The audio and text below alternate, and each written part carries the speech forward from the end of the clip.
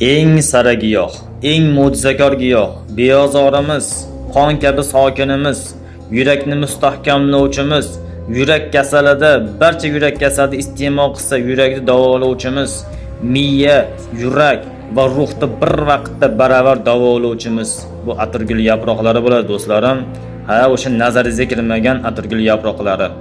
G'azab, vahima, uyqusizlik, ichki siqilishlarda butunlay bartaraf qiladi o'rtoqlar. Hattoki yomon tush ko'rib, tushlardan bezor bo'lgan insonlar tushigacha ta'sir qiladi. Sokin tush ko'radi o'rtoqlar. Ich ketishini birga bir to'xtatadi. Bachadonni mukammal tozalaydi do'stlar. Faqatgina qon ketardi tavsiya qilinmaydi. Kimlarga mumkin emas?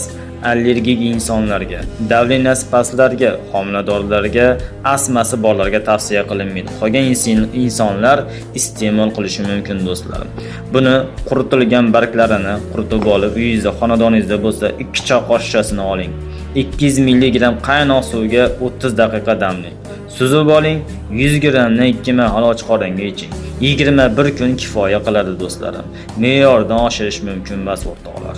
Bosh miyasida muammosi bor, migreni bor, boshi og'riydi, qon aylanmasi yaxshi emas.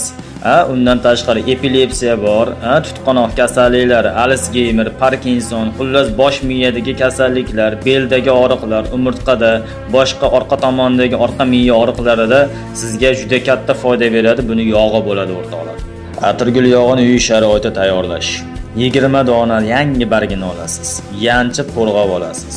200 mg zaytunda solib 7 kun davomida saqlaysiz. Har kuni 9 dan kunduzgi ertalabki 9 dan soat 11 gacha quyoshda qoldirasiz. Quyosh tig'ida turadi. 2 soat yetadi. So'ng olib salqin joyga qo'yib qo'yasiz. Bir haftadan so'ng barglarning eskisini olib, o'rniga yana 20 dona yanchilgan holatda yana yoqqa solasiz va yana 7 kun shu holatda takrorlaysiz. 15-kuni yog'dan barglarni ajratib olib, suzib olasiz. Qorong'i joyda saqlaysiz. O'rtoqlar, atirgul yog'i tayyor.